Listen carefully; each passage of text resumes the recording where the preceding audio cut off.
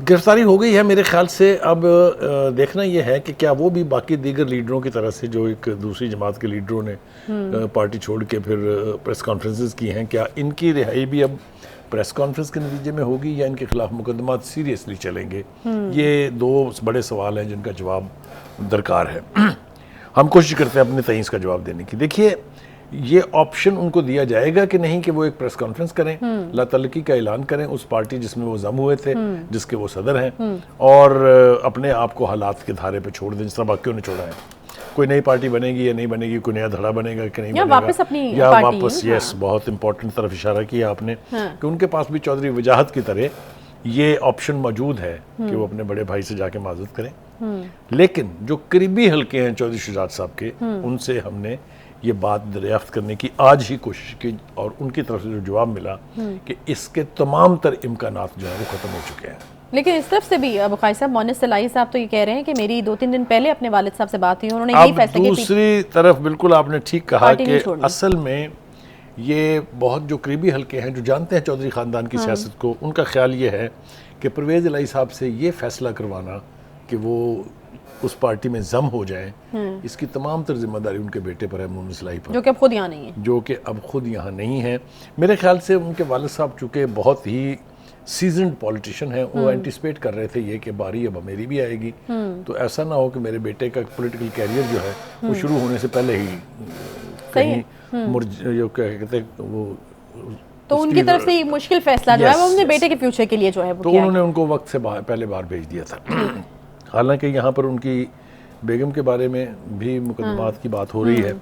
अब प्रेशर तो बहुत ज़्यादा है, इसमें तो कोई शुबा नहीं है। वो बज करते हैं कि नहीं करते हैं, अपनी ज़िद पर कायम रहते हैं कि नहीं रहते हैं, ये बात बिल्कुल वाज़ेह है कि अगर वो अपनी पोजीशन पर अड़े रहेंगे, यानी वो कहेंगे कि नहीं जनाब मैं तो उसी पार्टी का सदर हूँ और मैं तो साथ नहीं छोड़ूंगा, तो फिर उनको काफ़ी मुश्किल मरहलों से गुजरना पड़ेगा। अच्छा। और केसेस उनके खिलाफ जो हैं वो सीरियस नौयत के हैं, सबूत उनके करीबी लोगों ने मुहैया फरमा दिए हुए हैं। अच्छा। चाहे वो मोहम्मद खान भट्टी साहब हैं, चाहे वो उनके दूसरे साथी हैं, तो केसेस जो हैं वो वीक बुनियाद पर नहीं है। नहीं तो बुखारी साहब आप ये कह रहे हैं कि गिरफ्तारी के बाद ये फैसला बदल सकता है, जिसका जिक्र मोनिस सलाही साहब ने किया कि नहीं वो तो कह रहे हैं कि पार्टी को नहीं छोड़ेंगे, तो गिरफ्तारी के बाद ये बदल सकता है क्योंकि काफ़ी लोगों का बदलता देखा है हमने। जी, मेरा ख्याल से चूँकि परवेज़ इलाही साहब पूरी ज़िंदगी कभी भी एंटी एस्टेब्लिशमेंट साइड पर नहीं रहे हैं, अगर आप ट्रैक रिकॉर्ड उठा के देखें, और यही वजह थी कि वो 2 दफ़ा चीफ मिनिस्टर बने और 1 दफ़ा डिप्टी प्राइम मिनिस्टर तक के ओहदे पर चले गए थे पीपल्स पार्टी के दौर में, अगर आपको याद हो।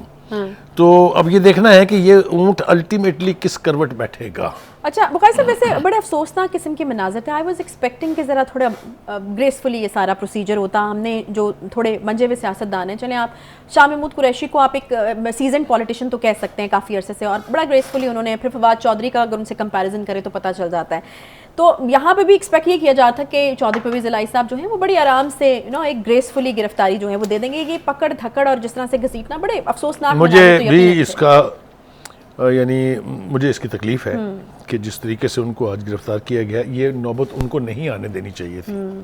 वो जिन अहम ओहदों पर रहे हैं, जितनी पुरानी उनकी सियासत है, उनको इंतहाई ग्रेसफुल तरीके से अपने आप को सरेंडर करना चाहिए था और उन मुकदमात का फैसला करने का यानी मुकदमात का सामना करने का फैसला करते वो और अपनी ग्रेस बरकरार रखते। जिस तरीके से पुलिस ने उस रात, जिसका मैंने हवाला दिया, उनके घर का रेड किया, उनके घर की तलाशी हुई, उनके मुलाजमीन को पकड़ा गया, फिर एक तवील अरसे से पुलिस जो है पूरी उस रोड को, जिसको ज़हूर राय रोड के नाम से जाना जाता है, दोनों तरफ से नाकाबंदी करके बैठी हुई थी। तो ऑलमोस्ट ये सीज की सी सूरत हाल थी। सही।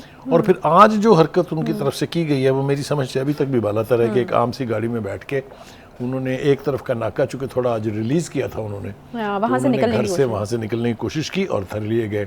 तो ये भी मंजर जो है चौधरी साहब की शान के या उनके पॉलिटिकल स्टेचर के मुताबिक नहीं रखता है। स्ट्रैटेजीज़ बन रही हैं अब जो टूट टूट के लोग पार्टी से निकल रहे हैं, मुख्तलिफ स्ट्रैटेजीज़। जहांगीर तरीन साहब तो पहले ही काफ़ी अर्सा पहले निकल चुके हैं। सियासी जमात के रजिस्ट्रेशन जो है उसकी हिदायत जारी कर दी गई हैं। उनकी पार्टी को बड़ा अहम तस्वुर किया जा रहा है क्योंकि वहाँ पर बहुत सारे लोग जो हैं वो जा सकते हैं। फिर फवाद चौधरी साहब जिस तरीके से एक्टिव हैं और जो वो करने की कोशिश कर रहे हैं, मेरे ख्याल में पार्टी के जो दीगर लोग हैं वो इत्तेफाक नहीं कर रहे हैं। असद उमर साहब ने तो अपने आप को बिल्कुल जो है वो उन्होंने तो डिसोन कर दिया। उन्होंने कहा मैं बिल्कुल उस तरह से एक्टिव नहीं हूँ जिस तरह से फवाद। देखिए गुजारिश ये है पहली बात तो ये है कि मैं ये खबर दे रहा हूँ आपको, जहांगीर तरीन साहब जो हैं वो तहरीक इंसाफ का फॉरवर्ड ब्लॉक नहीं बनाएंगे, बल्कि एक नई जमात के नाम से अपनी पार्टी को रजिस्टर करवाएंगे। अच्छा, ठीक है। उन्होंने ही उस पार्टी में जिससे पहले उनका ताल्लुक था उसमें एक बड़ी तादाद में इलेक्टेबल्स को इकट्ठा करके दिया था, जिन्होंने इलेक्शन जीत के खान साहब को इस पोजीशन में डाला था कि वो हुकूमत बना पाए। तो एक तो बड़ी तादाद इलेक्टेबल्स की उनके इर्द गिर्द आपको नजर आएगी, आ भी रही है। दूसरी बात यह है कि उनको एटीएम मशीन कहा जाता था, अगर आपको याद हो अच्छी तरह से। दैट मीन्स कि he has the money to spend and buy an election. ये बड़ी अहम बात ये मतलब मैं टिक्स कर रही हूँ उन चीजों के ऊपर जो जरूरी है एक पार्टी के लिए या उसको चलाने के लिए। लोग मौजूद हैं, पैसा मौजूद है। दूसरी बात यह है कि वो उनका ट्रैक रिकॉर्ड बुरा नहीं है। उन्होंने जिसका साथ दिया है, जिसके साथ रहे हैं, जो उनके साथ हैं, वो उन्होंने साथ निभाया है। ये एक प्लस पॉइंट है जहांगीर तरीन साहब का। ठीक है। अब आपने बात की फवाद चौधरी साहब की, ये वही उन्हीं फसली बटेरों में से एक हैं जिनका हम अक्सर बड़ा कंडेम्ड करने के तरीके से जिक्र करते रहते हैं। वो किसके कहने पर इनिशिएट की एक्टिवेट हुए हैं, ये अभी तय करना बाकी है।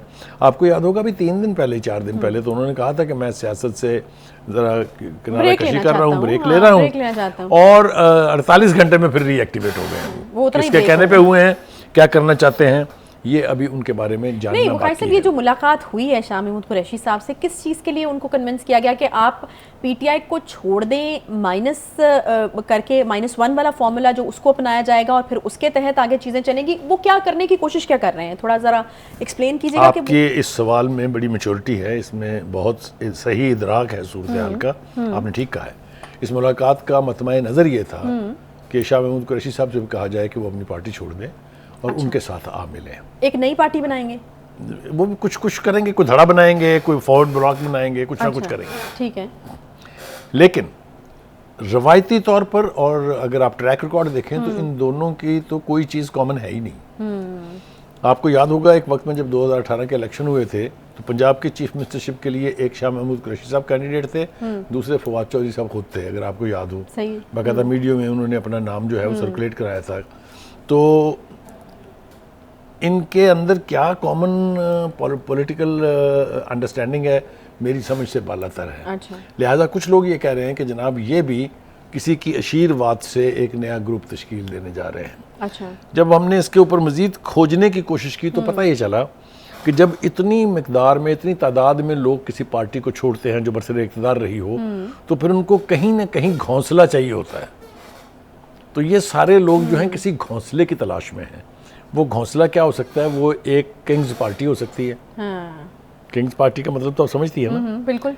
या फिर किसी बड़ी पार्टी के अंदर मर्जर हो सकता है, या फिर किसी एक नई पार्टी की तश्कील भी हो सकती है, जिस तरह हमने जहांगीर तरीन साहब के बारे में कहा। लेकिन ये सारा कुछ मेरा ख्याल है आने वाले दिनों में अनफोल्ड होगा कि किस तरफ ऊँट जो है ये कौन सी करवट बैठेगा। सही।